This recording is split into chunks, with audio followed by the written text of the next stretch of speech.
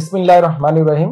আমি doctor Mohammad Shafiullah Pradhan, associate professor IISS consultant DPRC limited, 12/1 ring road, Shyamoli, Dhaka.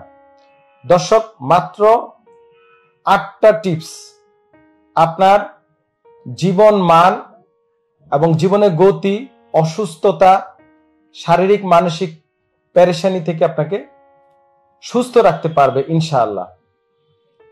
এই 8টি টিপস নিয়ে জাস্ট আমি আজকের এই ভিডিওটি দিচ্ছি। আশা করি আপনাদের উপকারে আসবে এবং ভিডিওটি আপনারা সবাই শেয়ার করে দিবেন। প্রথমত হাইড্রেশন, মানে আমাদের শরীরে নিয়মিত হাইড্রেশন দরকার, পানির দরকার। আপনারা জানেন আমাদের শরীরের বেশিরভাগ অংশ হচ্ছে জলীয় বা পানি। এই পানির পরিমাণটি আমাদের শরীরে বেশি, তো অনেক কারণে এই হাইড্রেশনটা কমে যেতে পারে। বিভিন্ন ডিজিজ ডিসঅর্ডারে কমে যেতে পারে, আবার ইনটেকের অভাবে কমে যেতে পারে, পানি খাওয়ার অভাবে। আমাদের অনেকের অভ্যাস আছে, আমি দেখেছি আমার রুগীদের প্রায় বলে পানি খাইতে মন চায় না, ভালো লাগে না, খায় না। আত্মীয় স্বজন বা মেয়েরা ছেলেরা বকাবকি করে বাবা মাকে, আমরাও বাচ্চাদেরকে বলে পানি খাও সারাদিন, কিন্তু খাইতে চায় না। এই যে হাইড্রেশন, পানি, এই পানি বিশুদ্ধ পানি, সিম্পল পানি, কোনো পানিও নয়, কোমল পানিও নয়, সিম্পল ড্রিঙ্কিং ওয়াটার খুবই ইম্পর্টেন্ট। দৈনিক ন্যূনতম 2 থেকে 3 লিটার পানি আপনাকে সারাদিন খেতে হবে। 24 ঘন্টায় অল্প অল্প করে বারবার আপনাকে হাইড্রেশন রাখতে হবে। কোষের চাহিদা পানি, এই পানি পূরণ করলে কোষ যখন যখন আপনার পানি পাবে তখন টিস্যুগুলা হাইড্রেট হবে।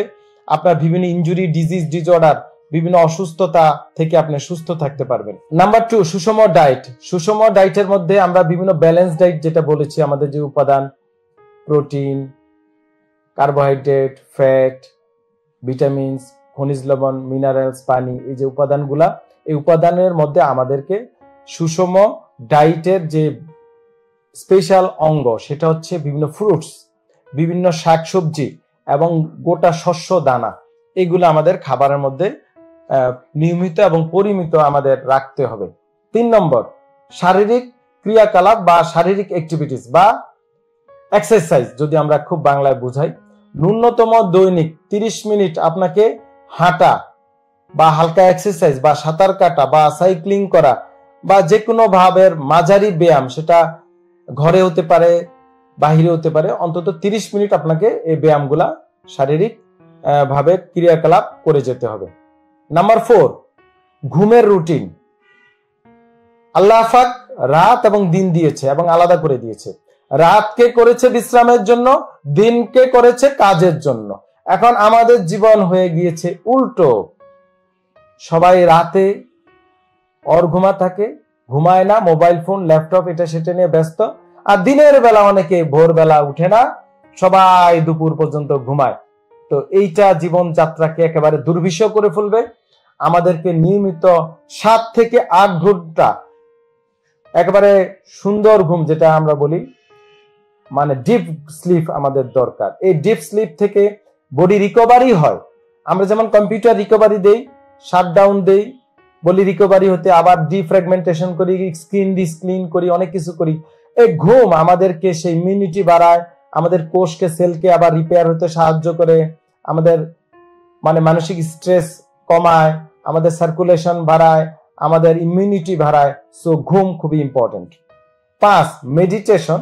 মেডিটেশন বলতে এখানে আমরা ধ্যান বা একটা নীরবতাকে বোঝাই। প্রতিদিন 10 মিনিট নিজেকে সময় দিবেন, একেবারে নিরিবিলি একটা জায়গায় ধ্যান করবেন, চুপচাপ থাকবেন।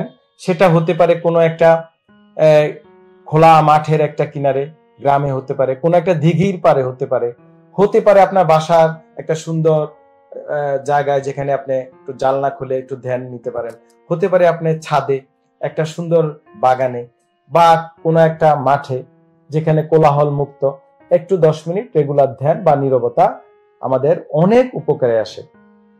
আমাদেরকে চিন্তা শক্তি বাড়াতে, বুদ্ধি জ্ঞান বুস্ট করতে, অনেক কিছুতে আমাদের উপকারে আসে। নাম্বার 6 বা 6, দেহভঙ্গি, আর্গনমিক্স। এটা নিয়ে কিন্তু আমি প্রচুর বলছি।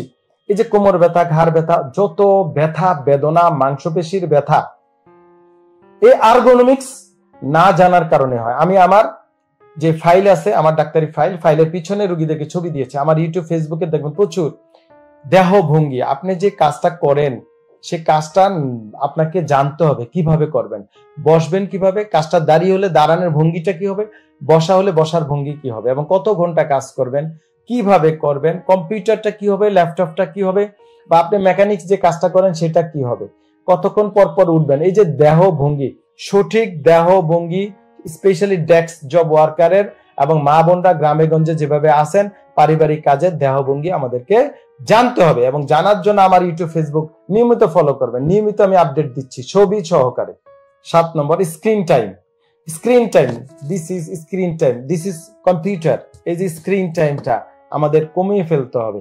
আমাদের মডার্ন যুগে আমাদের স্ক্রিন টাইমের দরকার আছে, কিন্তু এই স্ক্রিন টাইমটা আমাদের রিডিউস করতে হবে। শুধুমাত্র কাজের ক্ষেত্রে আমরা করতে পারি, কিন্তু এট দ্য টাইম অফ আমাদের বাসায় যখন যাব তখন আমরা স্ক্রিনটা বন্ধ করে দিব, মোবাইলটা ল্যাপটপটা বন্ধ করে অন্তত বাসায় বা রেস্টিং টাইমে বা রাতের টাইমে আমরা স্ক্রিন ব্যবহার করব না, বা ল্যাপটপ কম্পিউটার ডিভাইস ব্যবহার করব না, আরেকজনকে ব্যবহার করতে দিব না, বা তাকে বুঝিয়ে সেটা বন্ধ করার চেষ্টা করব।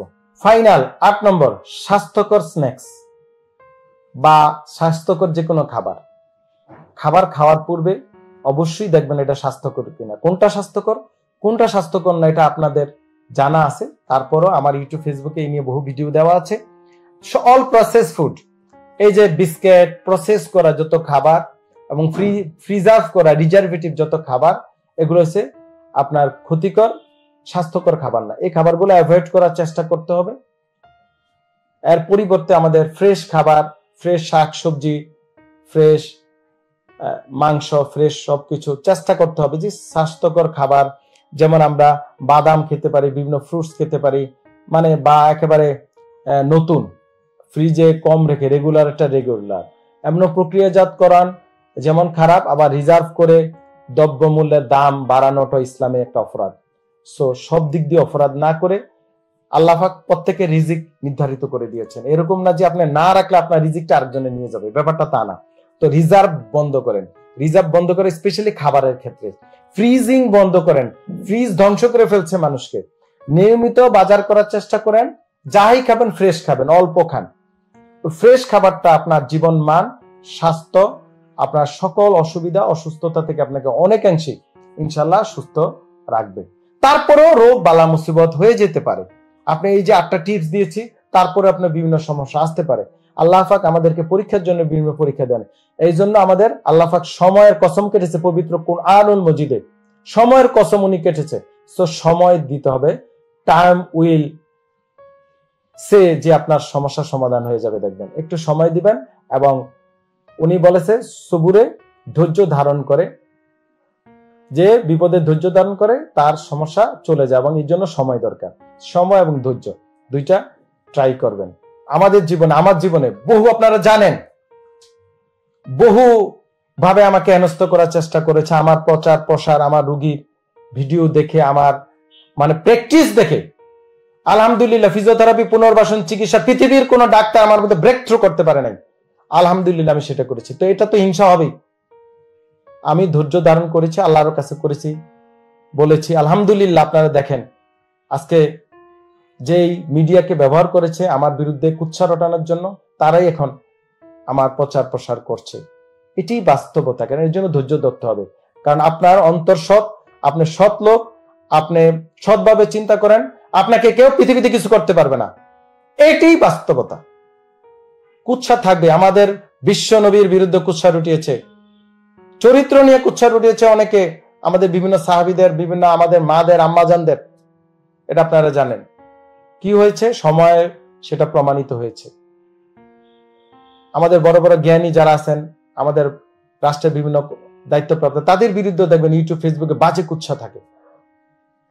সো এগুলা ধৈর্যের সাথে মোকাবেলা করতে হবে।